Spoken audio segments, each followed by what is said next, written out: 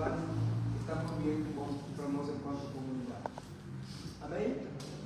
Vamos falar para Deus. Eu quero começar a falar com vocês sobre os próximos domingos, sobre o sermão da montanha ou o sermão do monte.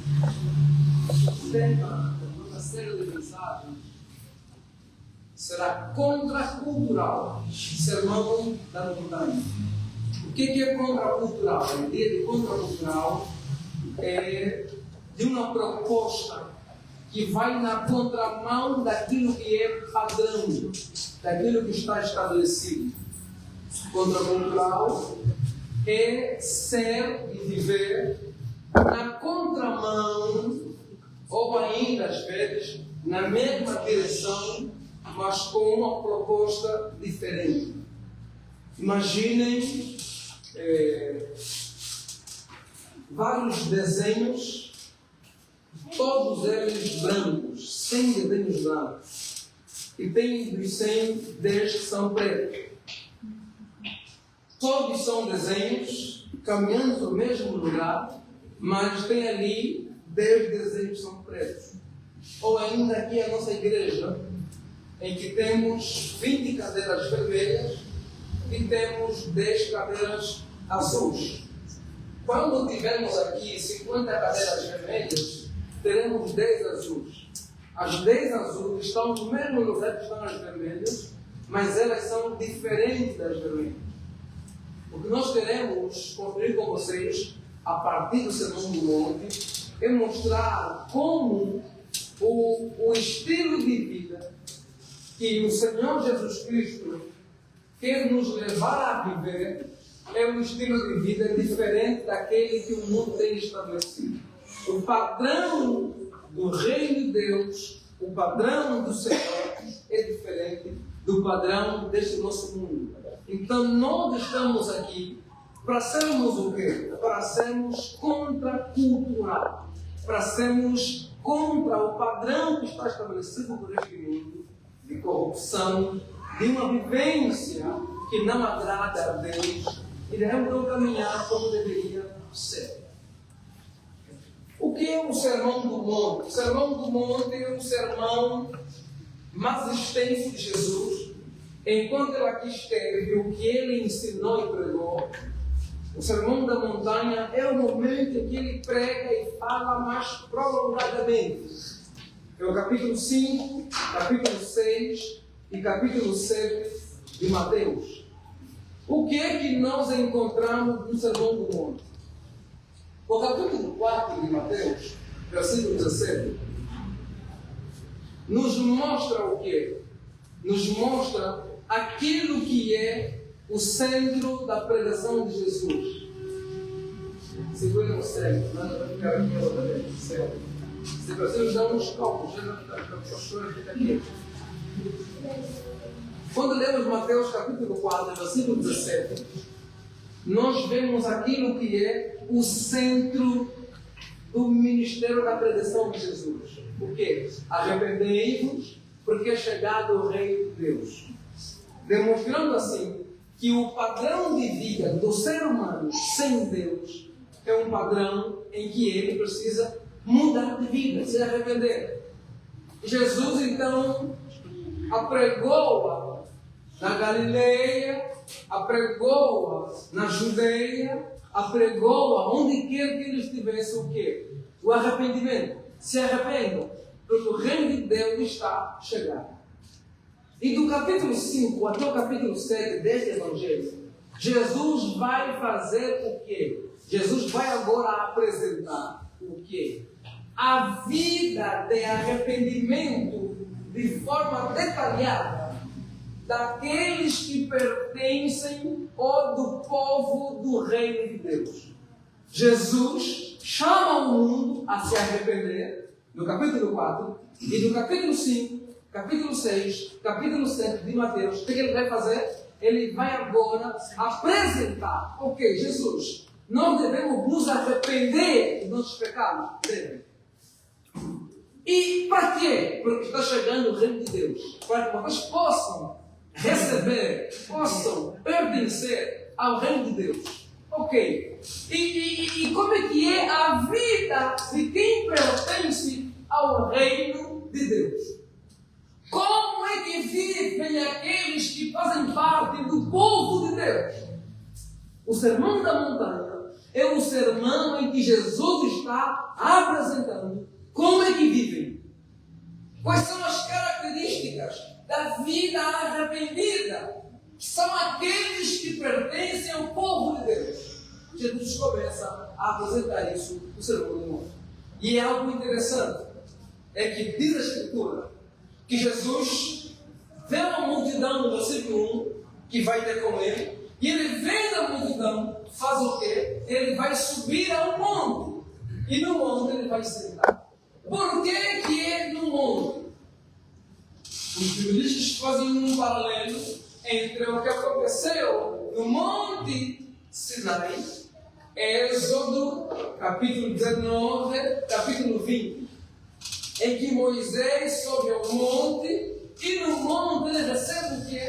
Ele recebe os 10 mandamentos, que é também o quê? O padrão étnico, que é também o quê? Aquilo que iria definir como deveriam viver aqueles que pertencem ao povo de Deus no Antigo Testamento.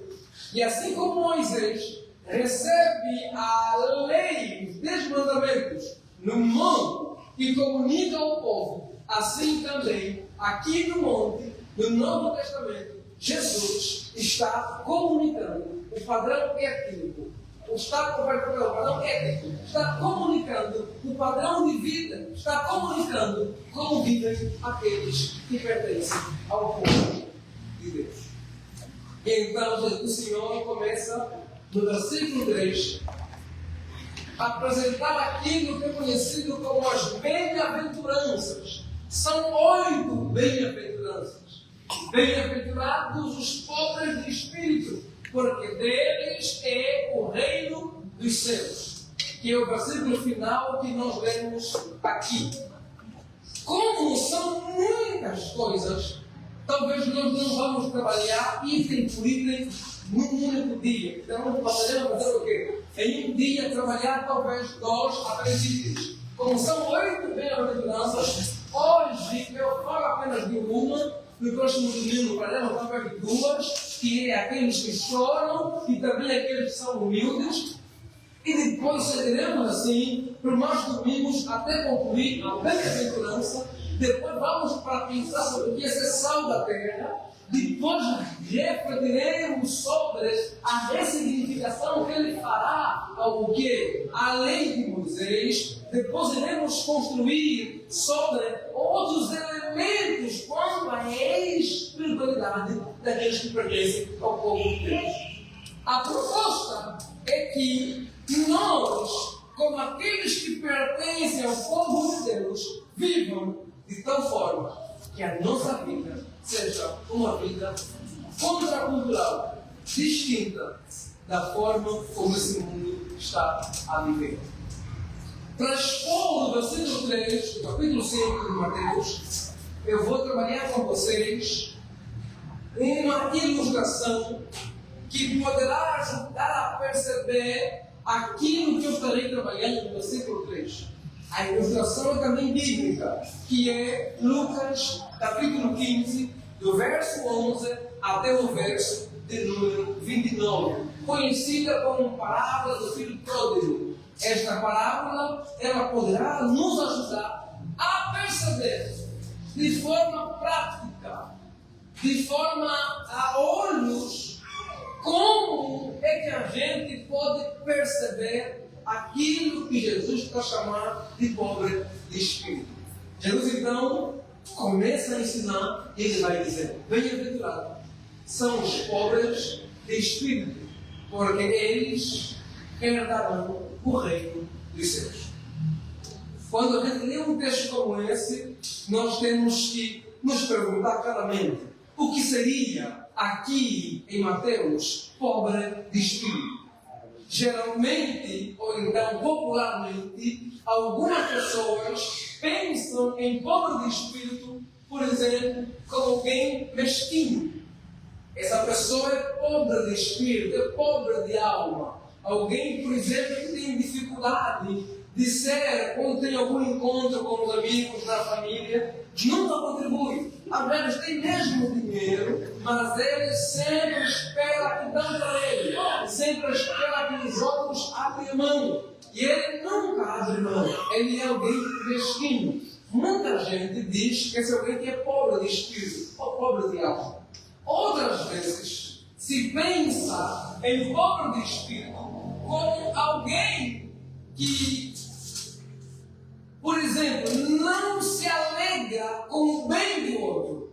Geralmente chamaríamos de invejoso, mas é alguém que tem uma alma pobre, é alguém que tem um espírito pobre na percepção de quem? Das pessoas. Uma leitura que se fez no cristianismo, e desde surgiu um movimento chamado franciscanismo.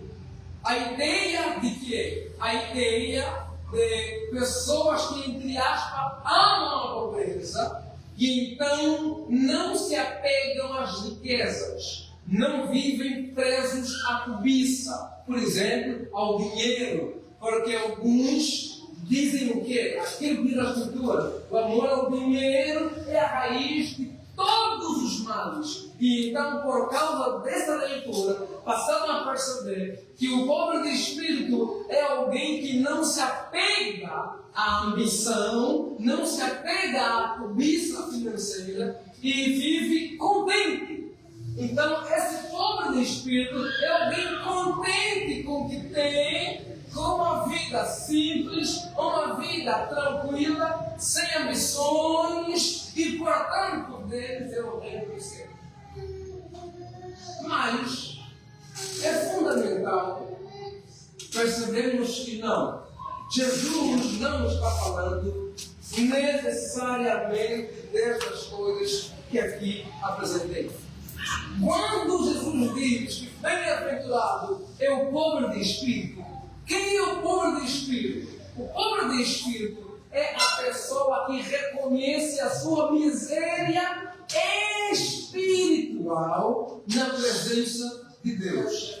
Quem é aqui em Mateus 5, versículo 3, o pobre de espírito? É aquele indivíduo que está espiritualmente arruinado, que reconhece que diante de Deus, ou então sem Deus, ele é alguém arruinado espiritualmente. É alguém que não tem virtude suficiente para quê? Para poder ser aceito por Deus. E então ele olha para si e reconhece que, olha, eu não tenho condições, não tenho bengala, não tenho possibilidade de fazer o quê? De corresponder àquilo que Deus espera de mim e àquilo que Deus exige de mim. O pobre de espírito é alguém que olha para si e tem consciência da miserabilidade do seu coração e tem consciência do que? Do pecador que ele é. E tem consciência do quanto ele é alguém que em si mesmo não há recurso capaz de tirá-lo da situação em que ele se encontra. Resumindo, todos nós, enquanto seres humanos, somos pobres de espírito. Porque depois que o pecado entra no mundo, o ser humano se tornou pecador. Se tornou o quê? Se tornou alguém sem capacidade em si mesmo de agradar a Deus, sem capacidade em si mesmo de viver para Deus, sem capacidade em si mesmo de caminhar como deveria caminhar.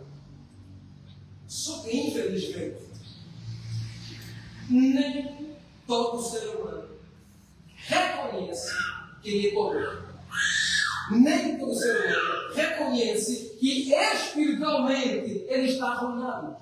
Nem todo ser humano reconhece que não há nele poderio, capacidade por conta própria de ser aceito por Deus de caminhar como deveria ser. Então, alguns homens fazem o quê? Se apegam em alguns itens possíveis para poder olhar para si com alguma vaidade, com algum orgulho. E Jesus estava falando disso em um contexto que existia muito orgulho espiritual. O contexto em que ele fala essas coisas é um contexto em que há judeus. E entre os judeus existem o quê? Grupos religiosos.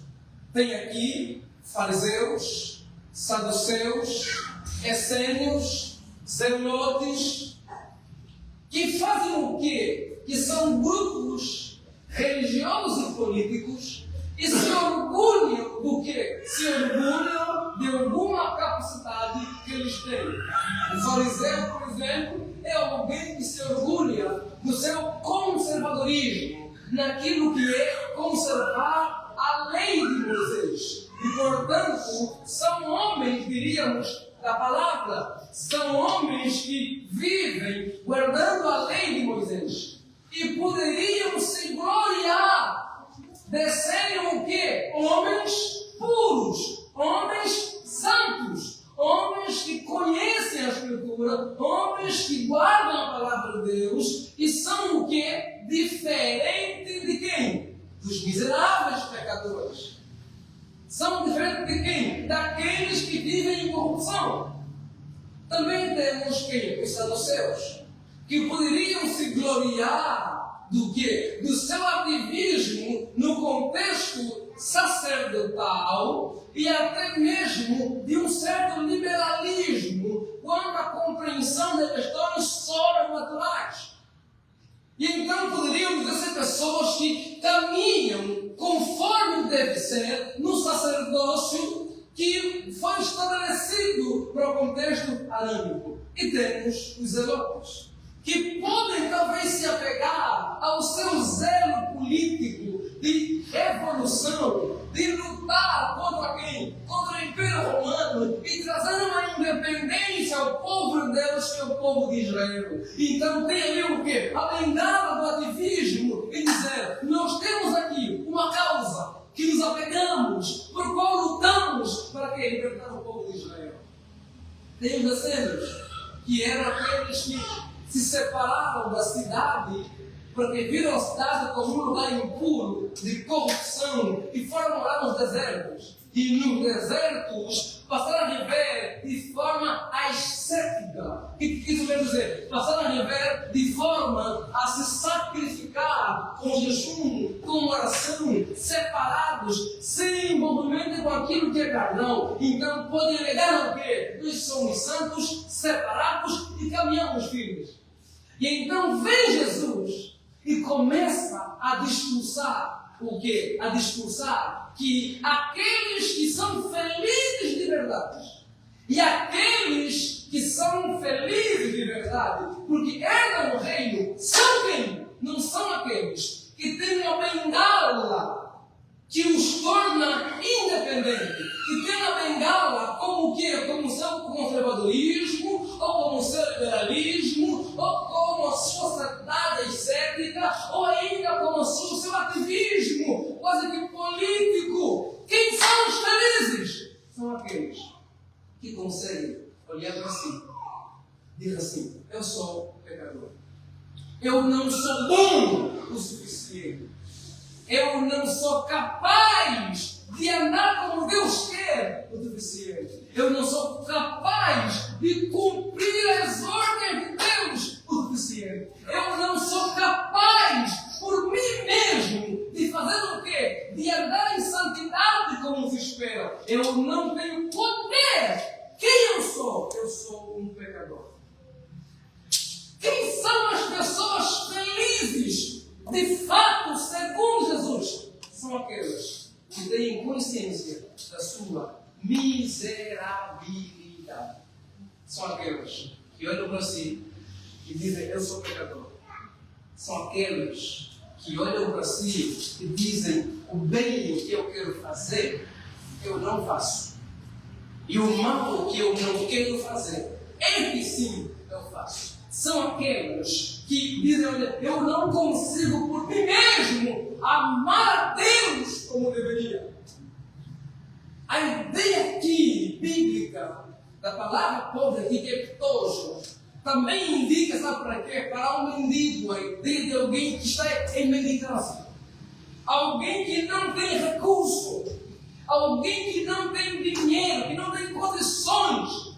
Essa é a ideia. O pobre de espírito é como um mendigo, que nele mesmo não há recurso algum, que nele mesmo não há condição alguma. E ele, então, na sua insignificância, não finge ser significante, não finge poder, não finge saber. Na sua pecaminosidade, na sua corrupção, na sua miséria espiritual, ele não se apega a alguma coisa para justificar quem ele é e como ele está. Pastor, e o que é que a palavra do filho pródigo pode nos ajudar a compreender isso que está aqui a falar em teoria? A parábola do filho pródigo, todos vocês conhecem? Já ouviram falar? Sim. O que ela conta? Um pai que tem o quê? 2 filhos. O filho mais novo pede ao pai que o pai dá a ele o quê? A parte da herança que ele pertencia. Para quê? Para ir ver longe do pai. O pai entrega e o filho vai embora. E o filho mais velho fica na casa do pai. O filho mais velho faz o quê? Fica ali com o pai, trabalha com o pai, serve o pai. Enquanto o filho mais novo vai distante, e distante faz o quê? Gasta tudo que ele tinha do pai. Come, bebe, se prostitui, se tem coisa que não deveria. Até que acaba tudo que ele tinha de dinheiro. E o dinheiro que ele tinha, quando acaba, ele agora vai procurar trabalho. E o trabalho que ele encontra, qual é? Ele trabalhar com os porcos. E então aquele moço, diz a palavra, que ele cai em si. Ele cai na real. Ele faz uma autoanálise e olha para si. E percebe o quê? O quanto ele pecou contra seu pai. O quanto ele pecou contra os seus e o quanto ele não tinha nele mesmo mais recurso de lhe salvar. Então decidiu voltar para o seu pai. E quando ele volta para a casa do pai, diz a palavra, que o pai sai do debaixo da casa, vai ao encontro dele. O pai abraça ele e o pai traz ele de volta para a casa. Só que na história tem também o irmão mais velho, que diz o quê? O pai mata um animal, que é o boi cevado, o pai dá uma grande festa, o pai recebe o filho mais novo, enquanto o mais velho, que sempre obedeceu, está fora, e agora volta para casa. Ao voltar para casa, ele encontra o quê? A grande festa. E ele fica perguntando aos empregados, olha, o que está acontecendo? O seu pai está dando uma festa, porque o seu irmão mais novo voltou. E ele ficou completamente indignado. Por que ele ficou indignado? Porque o pai matou o boi cevado, o boi nutrido. O pai recebeu o irmão com uma grande festa. Porque o pai decidiu fazer o quê? Abraçar o filho que foi embora. Gastando o dinheiro do pai com meretrizes, com corrupção, de forma errada. E ele então lembra, e eu que sempre obedeci o pai, ele nunca me deu nem só um cabrito para tirar para fazer mal. Então ele não aceitou entrar aonde? Na festa. Ele ficou fora de casa. Até que o pai percebe que ele não está na festa. E o pai sai para ver. Quando o pai sai, o pai encontra ele fora. E o pai pergunta, mas pai, está fora por quê? Ela, não. Como assim esse meu irmão, esse teu filho, que gastou tudo o que era seu, jeito. Ele te matou vivo, pedindo a herança. E o Senhor o recebe como bom servado, como uma grande festa. Eu, que te obedeço, que nunca pequei, nunca desobedeci o Senhor, que trabalho para ti faz tanto tempo. O Senhor nunca me deu um cabrito. Agora ele faz tudo isso. E então, eles ficam ali a conversar. O pai insiste para que ele entre na festa. E diz a palavra de Deus que o filho mais velho não entrou na festa. A parábola do filho pródigo termina com o filho mais velho. Sabe onde? Fora. Fora de casa. Não foi na festa. E o filho mais novo, sabe onde? Dentro de casa, na festa que o pai deu para ele. Pastor, o que é que nós temos aqui sobre a obra do Espírito? A pergunta que eu me faço é: quando Jesus leem ou ouço depois da parábola, quem vocês consideram como sendo o filho perdido? Diz que é a parábola do filho pródigo. Mas é uma coisa errada. Não deveria ser a parábola do filho pródigo. Deveria ser a parábola dos filhos pródigos. A parábola dos filhos perdidos. Porque os dois filhos estavam perdidos. Um longe de casa e outro dentro de casa. Os dois eram miseráveis espiritualmente. Só tem uma coisa. O que foi e voltou foi aquele que desfrutou da festa com o pai. E o que ficou em casa foi aquele que, mesmo tendo ficado em casa, no fim da história, ele não desfrutou da festa do pai. Por quê? Porque o filho mais velho é também um pobre espiritual, mas que não reconhece sua miséria, que faz o quê? Que se orgulha dos seus atos, considera-se alguém merecedor de alguma coisa da parte do pai. Pai, ele pecou, eu não. Ele é pecador, eu não sou. Pai, ele é indigno, eu sou digno de receber pelo menos um cabrito. Por quê? Porque eu trabalho com o Senhor. Porque eu fiz para o Senhor. Aqui está o grande perigo da humanidade. O quê? O perigo da meritocracia. Considerar-se digno de alguma coisa da parte de Deus. Infelizmente, o ser humano vive cego e se orgulha da sua cegueira, achando-se que, como eu dizimo, como eu oferto, como eu sou bom, como eu não minto, como eu não roubo, como eu não bebo, então eu mereço o quê? Os favores e a bondade de Deus. Então a pessoa faz o quê? Se apega àquilo que ele pode fazer, que ele diz ser bom. E agora passa a confiar.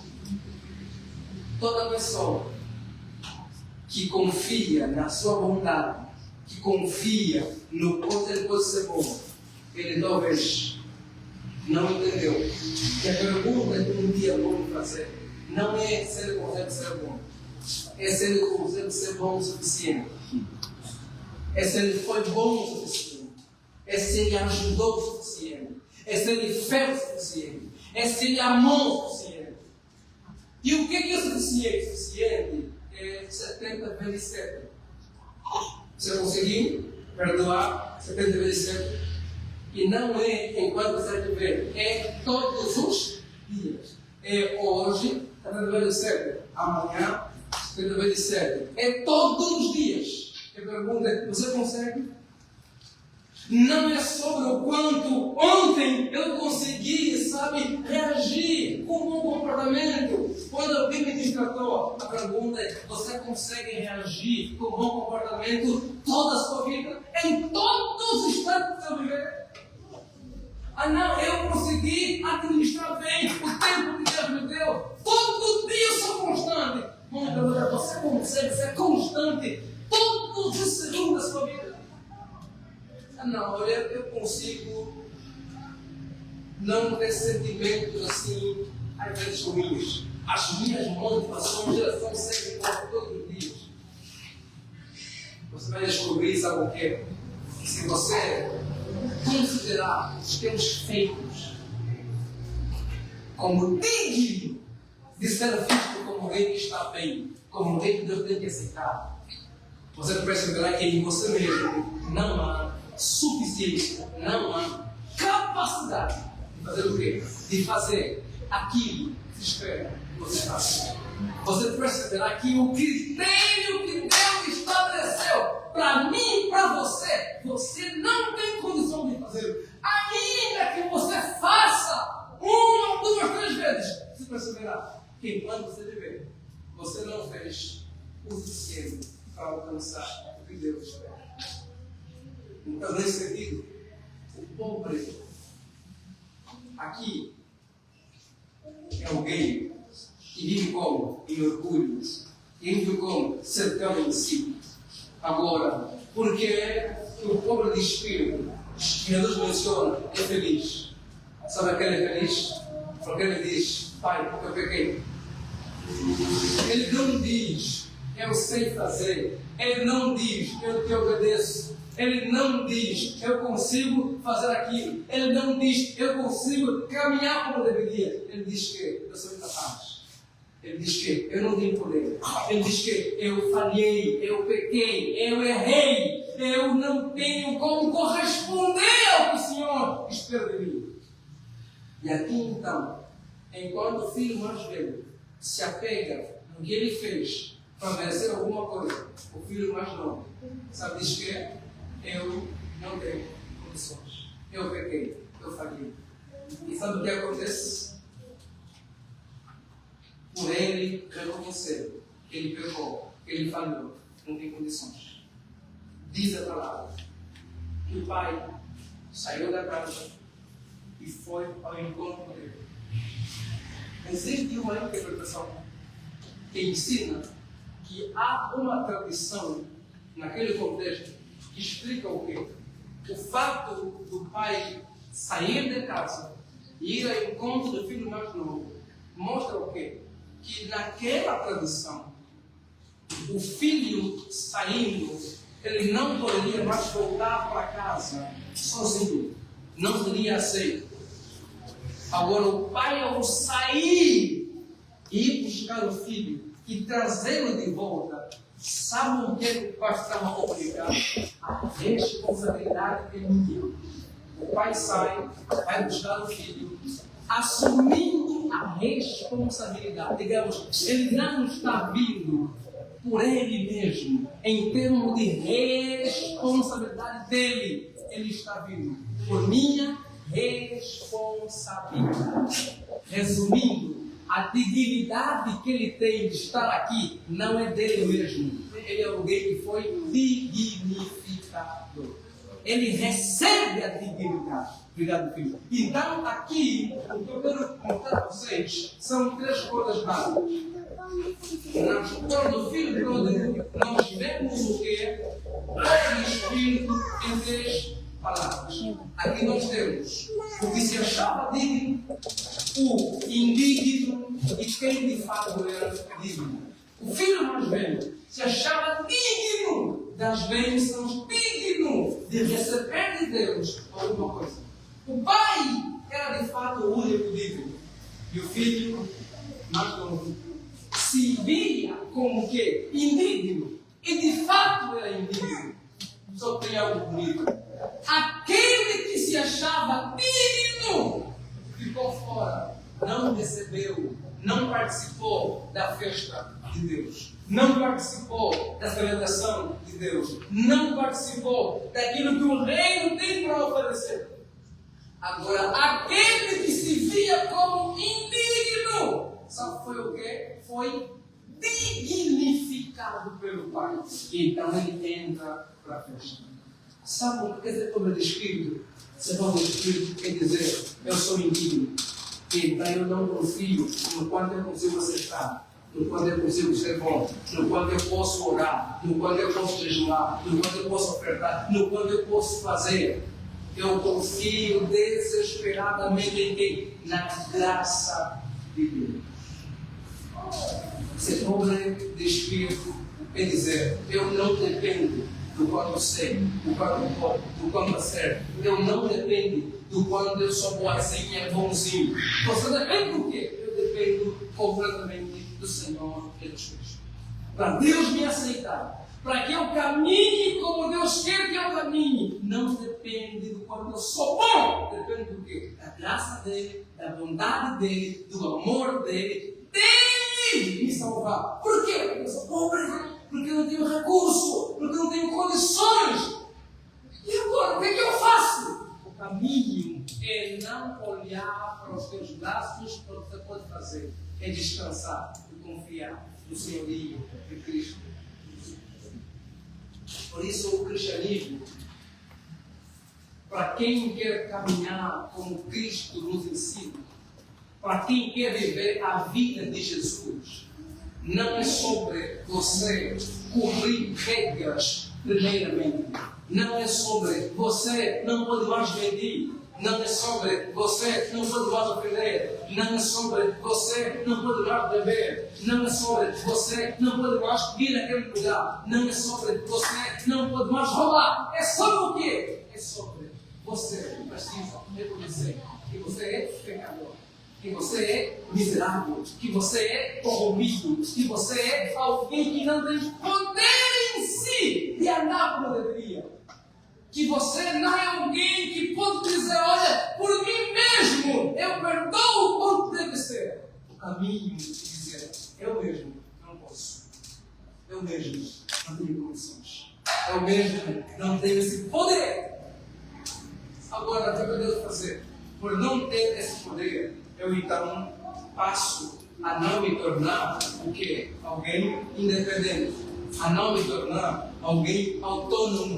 Alguém autossuficiente. Alguém que olha para si e se vê. Eu sou bom. Eu sou gente querida. Eu sou gente boa. Eu sou um homem muito amável. Não. Eu sou por causa da graça de Deus.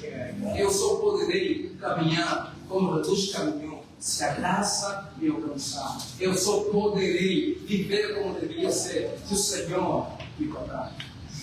Pastor, e por que isso nos tornaria os homens mais felizes do mundo? Sabe por quê? Porque se a gente dependesse do quanto podemos ser bons, nós fracassaríamos. Nós podemos nos alegrar. Por quê? Porque em quem depositamos a nossa confiança, estamos quê? Seguros. A segurança para caminhar e dizer, Deus me aceita. A segurança para caminhar e dizer, eu sou salvo. A segurança para caminhar e dizer, eu pertenço ao povo de Deus. Não está no quanto eu oro, no quanto eu jejuo, no quanto eu sei ler, no quanto eu sou bom. Está em quê? No fato de que em Cristo Jesus lá está a vitória garantida. Então Deus me aceitou, Deus me amou, eu pertenço a Deus. Não é por tudo quanto eu posso fazer, é porque como sei que eu não posso fazer, então porque eu me espelho, eu confio, eu descanso, eu espero em Cristo Jesus. E em Cristo eu posso garantir, com certeza, eu sou salvo. Mas como é que você é salvo se você é pecador? Não é porque eu consigo fazer as coisas, é porque Cristo Jesus, na graça dele, me alcançou e me salvou. Deus me aceita, Deus ouve minha oração, não é porque eu sou quem mais ora, é porque eu posso confiar em Cristo, e em Cristo há segurança de que Deus ouve a minha oração. Eu posso agora caminhar como quem pertence ao povo de Deus, não é porque eu sou gente boa, é porque eu quero, porque eu coloquei em Cristo a minha esperança. Por isso eu digo esta manhã, não se apegue. Não se apegue às muletas. Não se apegue e não confie em você mesmo. Não confie no quanto você pode ser gente boa. Não confie no quanto você pode ser mulher de glória. Não confie no quanto você pode ser alguém que serve na igreja. Não confie no quanto você pode ser alguém que pode perdoar ou amar. O que eu faço, pastor? Diga, eu sou pobre de espírito. Ou então vamos olhar de Cristo. Eu sou miserável. Há em mim incapacidades. Há em mim ausência de recursos. Há em mim ausência de virtudes para viver minha sede. Agora, se não há em mim recursos, como é que Deus vai me aceitar? Se a resposta é: se você confiar completamente em Jesus, não tenha dúvidas, Deus vai me aceitar. Se você colocar completamente a tua esperança na graça de Jesus, não duvides, você poderá experimentar o amor de Deus. Se você colocar completamente a tua esperança em Jesus, não tenha dúvida, o reino de Deus é para você. Aqueles que vivem dizendo: eu te obedeci, eu fiz, eu sou correto, eu sou gente boa, eu sei fazer. Estas pessoas que se apegam nisso e confiam nisso, infelizmente, no fim da história, ficam fora da festa.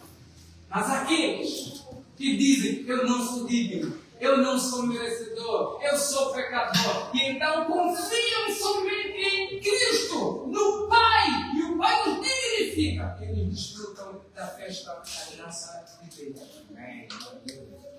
Para desfrutar do reino de Deus, para desfrutar da guerra de Deus, você precisa e precisará se despir do teu orgulho espiritual, se despir do teu orgulho ético, se despir do teu orgulho do quanto você pode ser bom. Sabe por quê? Porque você não será o suficiente. Pastor, eu quero andar com Jesus. Pastor, eu quero fazer o que Jesus manda fazer. Pastor, eu quero pertencer ao povo de Deus. Pastor, eu quero ser um moço, uma moça que vive para Deus. Pastor, eu quero ser alguém que também disputará, herdará o reino de Deus. O que é que eu devo fazer? A primeira coisa a fazer é ter consciência de quem você é. Pastor, e quem eu sou? Você é pecador. Quem eu sou? Você é pecador. Quem eu sou? Você não é capaz de salvar você mesmo. Quem eu sou? Você é alguém que não tem em si mesmo os recursos suficientes para caminhar como Deus quer que você caminhe. Pastor, está bom entender isso? E depois? Depois que você reconhecer isso, você precisará, então, não se apegar em você nem nos outros. Se apega em quem? Se apega em Cristo. Se apega em Jesus. Porque Jesus é aquele que, se nele confiamos, que nele descansamos, e se nele esperançamos, podemos então dizer: nele nos tornamos conforme o Filho de Deus. Nele herdaremos o reino de Deus. Nele poderemos caminhar como as coisas devem ser. Diferente do discurso do mundo que diz: confie em você, você pode, você é o cara, você é a moça, você, tudo o que você precisa está em você. Olhe para você. Esta manhã eu vim dizer: não confie em você, porque você é pobre espiritualmente. Não confie em você, porque em você não há recurso para caminhar como deveria. O que eu faço? Confie em Jesus. Confie na morte e na ressurreição do Senhor Jesus Cristo. Confie naquilo que Jesus fez. E se você confiar nele, não tenha dúvida, você será salvo e salvo. Se você confiar nele, não tenha dúvida, você terá acesso a Deus. Se você confiar nele, não tenha dúvida, você poderá caminhar como Deus quer que você caminhe. Claro, o próprio nos mostra alguém que confiou nas suas obras e infelizmente não disfrutou da festa do Pai. E temos um outro homem que reconheceu que as suas obras não eram certas, não eram boas, estavam erradas.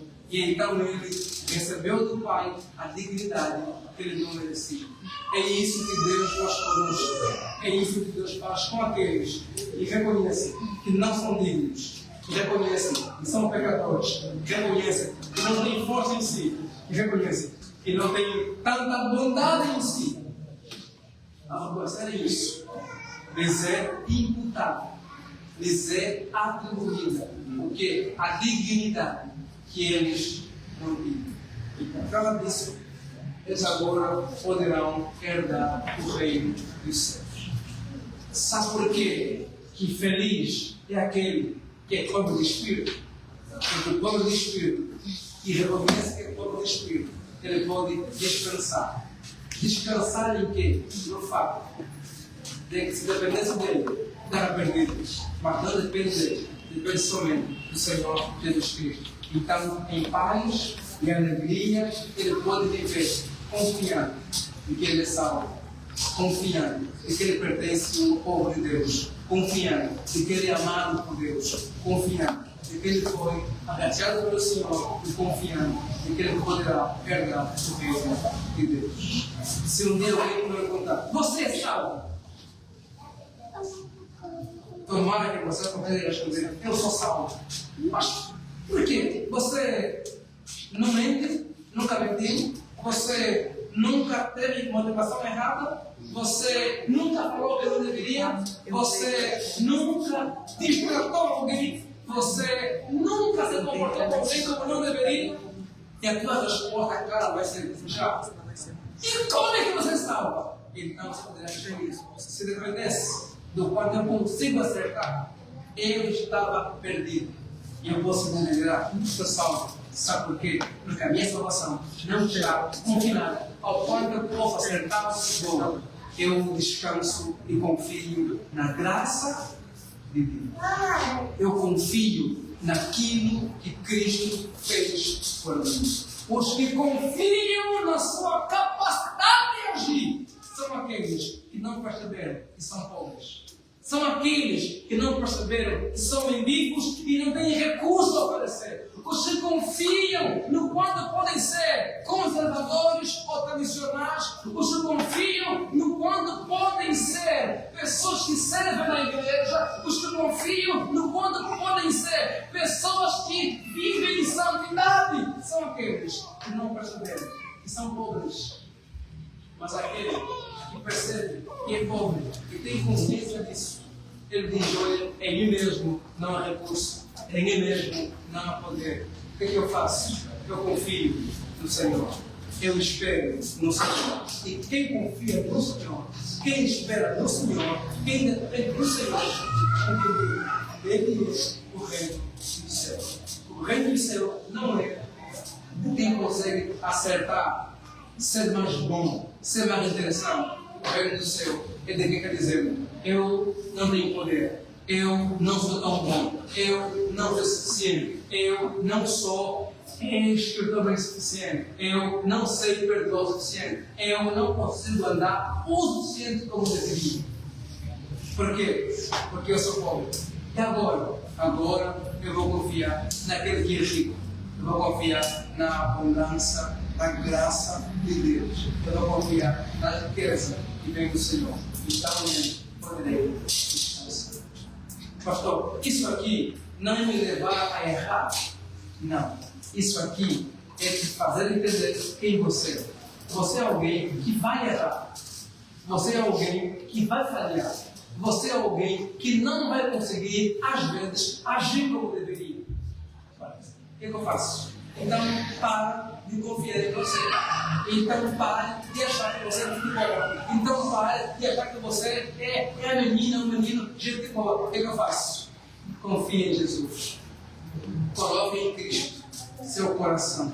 Coloque na cruz de Jesus e na ressurreição a tua tranquilidade. E nele você estará seguro.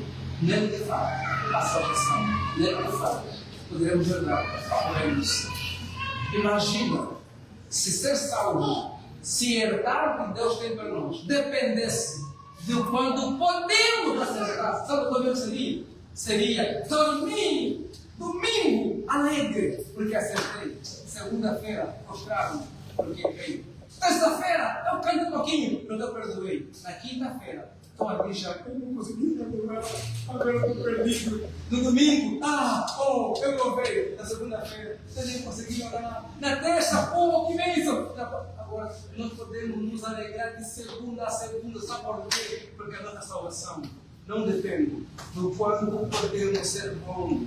Depende de quem? Da graça de Jesus. É por isso que o pobre de espírito é bem-aventurado, é feliz. Por que ele é feliz? Porque ele não se apega a essas bengalas. Ele confia completamente na rica graça de Deus. E dá uma alegria. Ele pode caminhar dizendo: eu sou pecador, estou lutando para caminhar com o pecado, mas eu posso louvar. Sabe por quê? Por causa da graça dele. Eu posso me alegrar por causa da graça dele. A felicidade daqueles que pertencem ao povo de Deus não está condicionada ao quanto eles podem acertar ou caminhar de forma correta. Está sempre em quem? Na dependência de Cristo, na graça de Jesus. Por isso, bem-aventurado são quem? Os pobres de espírito. Estão dizendo: eu não tenho recursos, eu não tenho virtudes para corresponder ao que Deus quer de mim. Estão dizendo: em mim mesmo não há virtude suficiente. Então, o que eles fazem agora? Eles dependem completamente do Senhor Jesus Cristo. Eles esperam completamente na graça do Senhor Jesus. Então, acaba disso. Como em Cristo e na sua graça não há variação, não há inconstância, não há altos e baixos, só há abundância. Acaba disso, eles podem caminhar dizendo: eu sou salvo, eu sou amado, eu pertenço a Deus. Mas por quê? Porque a terra dele e o coração. Eu vivo para ele por causa da graça de Deus. Amém? Amém. Inclina sua cabeça por Jesus. Pela graça. Você quer tocar? Pela graça,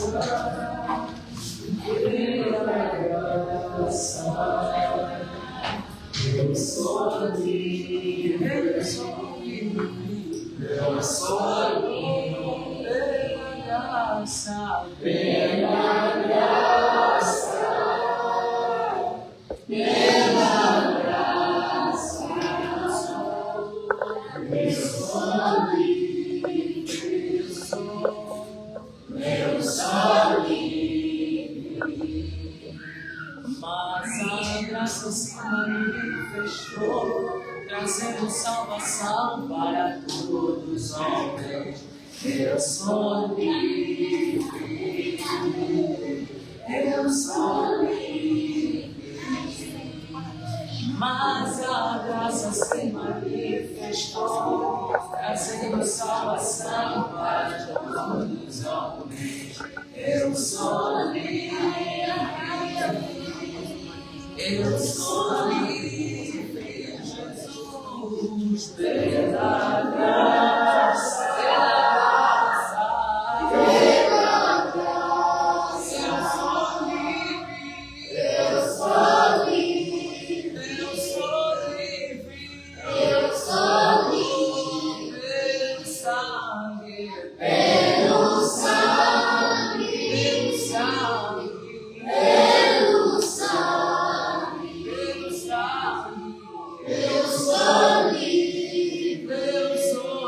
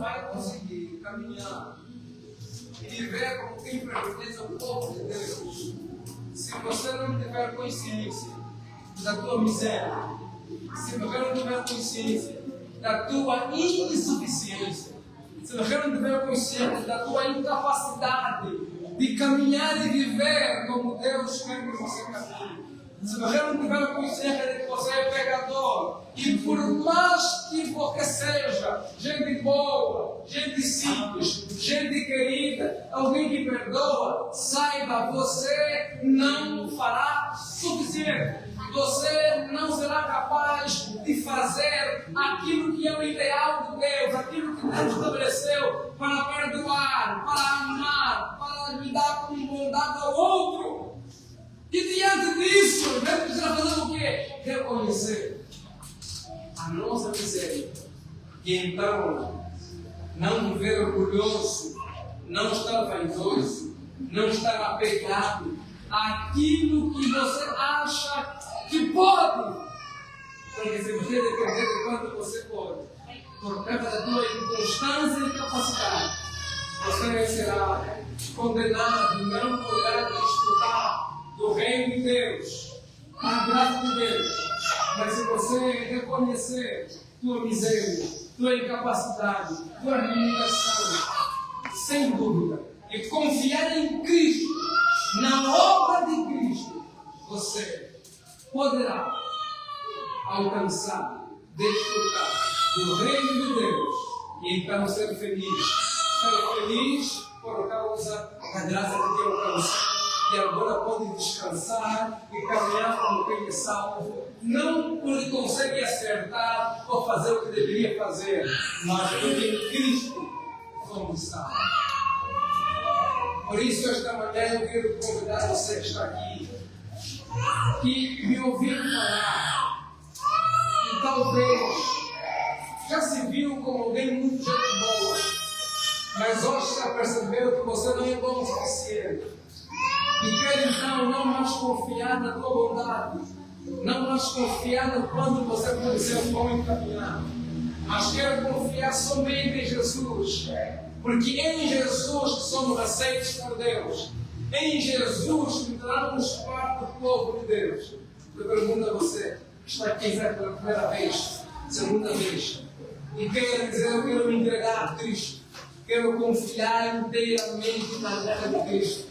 Me dá um sinal, levante sua mão, queremos orar com você e orar por você esta manhã, em nome de Cristo Jesus. Tem alguém? Você pode ter por gentileza, vem aqui na frente, queremos orar com você aqui. Aleluia, pela graça,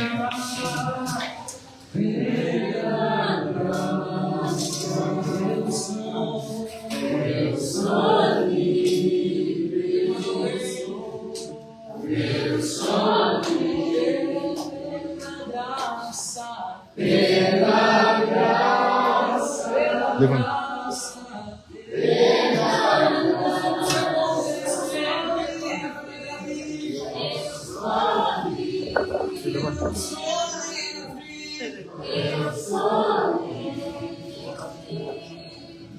mas a graça se manifestou, trazendo salvação para todos os homens.